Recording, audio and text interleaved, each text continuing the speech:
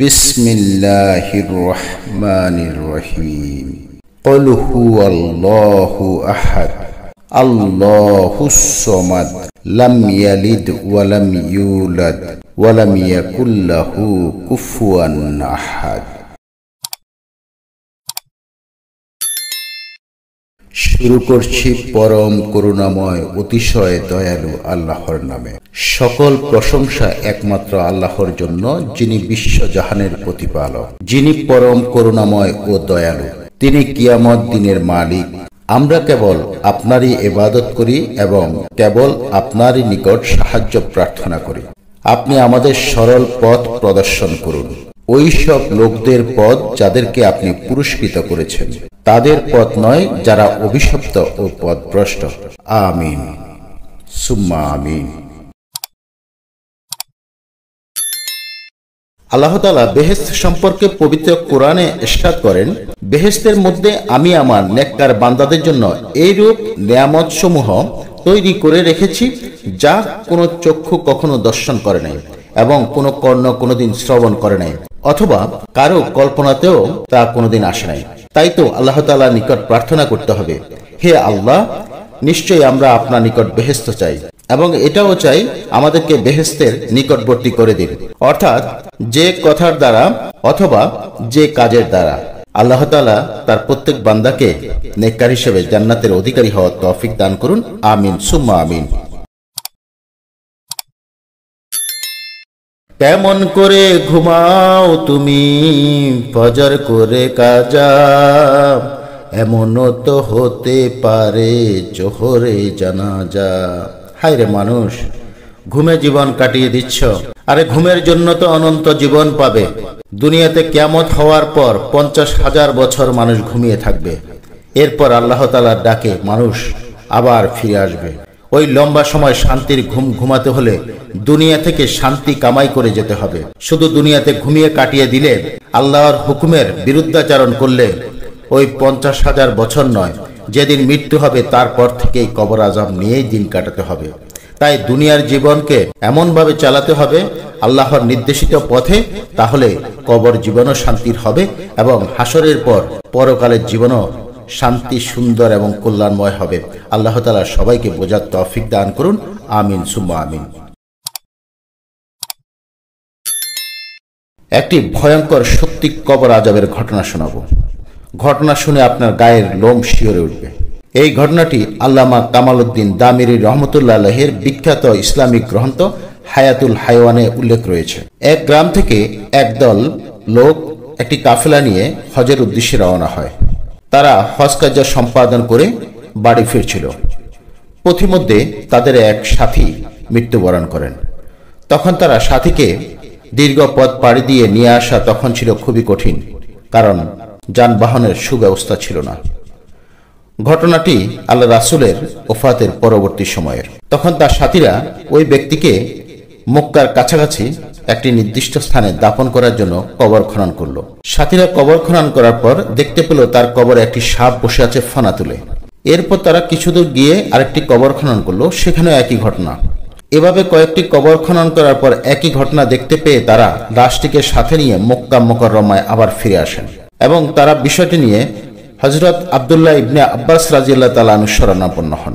ঘটনার বিস্তারিত শুনে হযরত আব্দুল্লাহ ইবনে আব্বাস রাদিয়াল্লাহু তাআলা আনহু বললেন, তাকে পৃথিবীর যেই প্রান্তে দাফন করা হোক না কেন একই ঘটনা ঘটতেই থাকবে। এটি তার কবরের আযাব, তাই তাকে তোমরা কবরে দাফন করে দাও।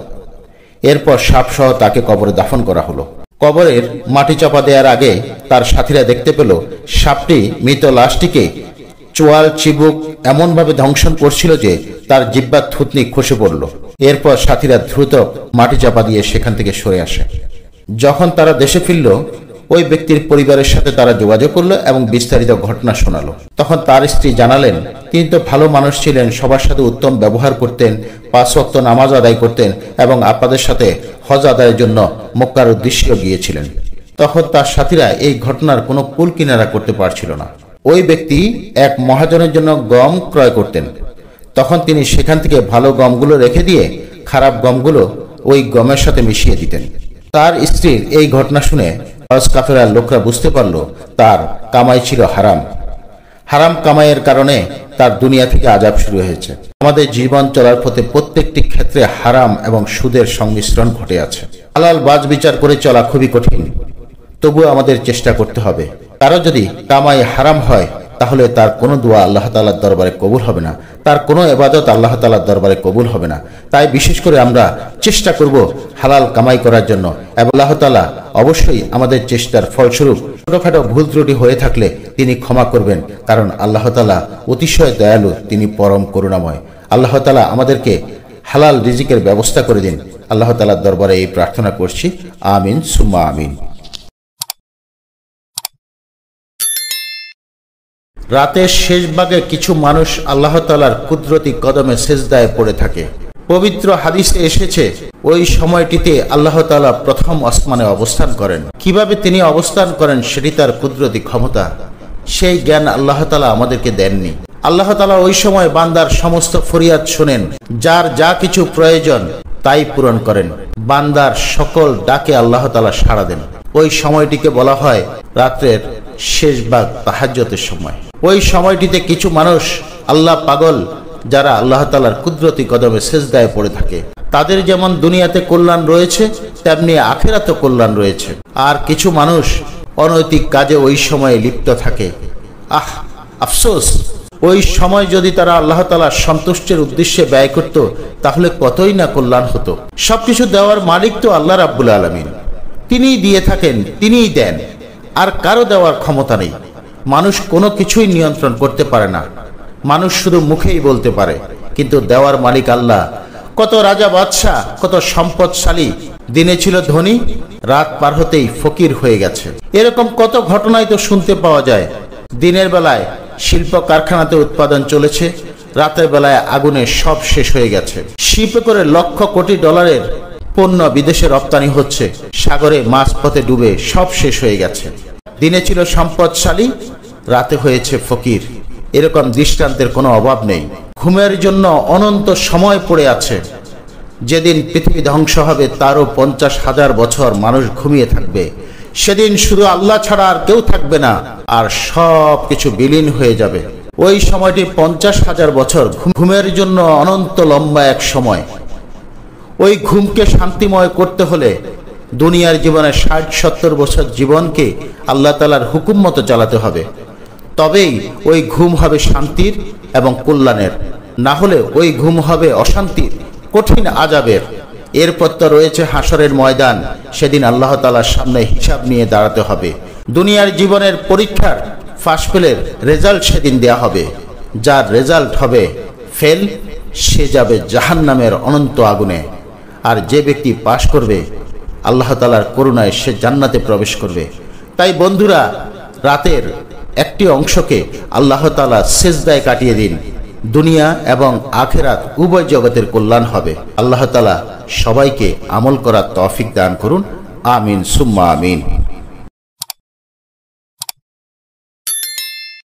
যে মানুষগুলো পরিবারের সদস্যদের ভরণ পোষণের জন্য এবং মুখে হাসি ফোটানোর জন্য সড়কে বের হয়, কর্মচাঞ্চল্যের মধ্যে তাদের জীবন অতিবাহিত হয়, এরকম অসংখ্য মানুষকে দেখা গেছে যারা ঘর থেকে বেরিয়ে গেছে কিন্তু ফিরে এসেছে নিথর দেহ হয়ে।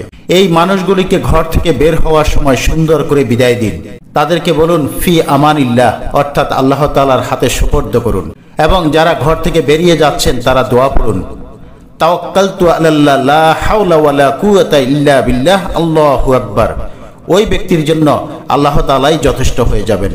ইনশাআল্লাহ আল্লাহ তাআলা কাজ শেষে সহিহ সালামতে আপনাকে ঘরে ফিরিয়ে দেবেন। আল্লাহ তাআলার উপর তাওয়াক্কুল রাখুন আর নবীর সুন্নতকে অনুসরণ করুন।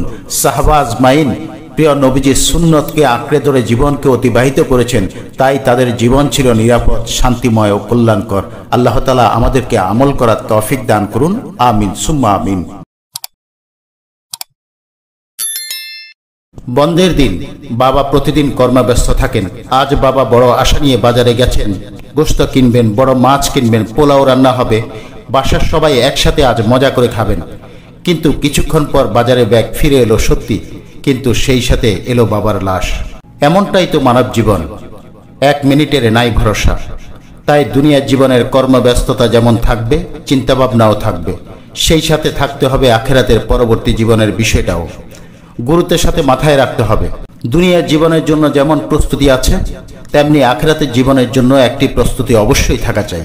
আমরা দুনিয়ার জীবন নিয়ে যতটা না ব্যস্ত, আখিরাতের বিষয়ে একেবারেই চিন্তামুক্ত। কবে কখন কি অবস্থায় কার বিদায় ঘণ্টা বাজবে আমরা কেউ জানি না, কিন্তু পরজন্ম নিয়ে আমাদের একেবারেই ভাবনা নেই। আল্লাহ তাআলা আমাদের হেদায়েত দান করুন, আমিন সুম্মা আমিন। আল্লাহর রাসূল সাল্লাল্লাহু আলাইহি ওয়াসাল্লাম বলেছেন, শিরিক আর কুফরের মধ্যে পার্থক্য হলো নামাজ। নামাজ হলো মুসলমানের প্রথম পরিচয়। 90 ভাগ মুসলমানের দেশে কতজন মানুষ 5 ওয়াক্ত সালাত আদায় করে? ঘরে ঘরে কি অবস্থা বলাই বাহুল্য।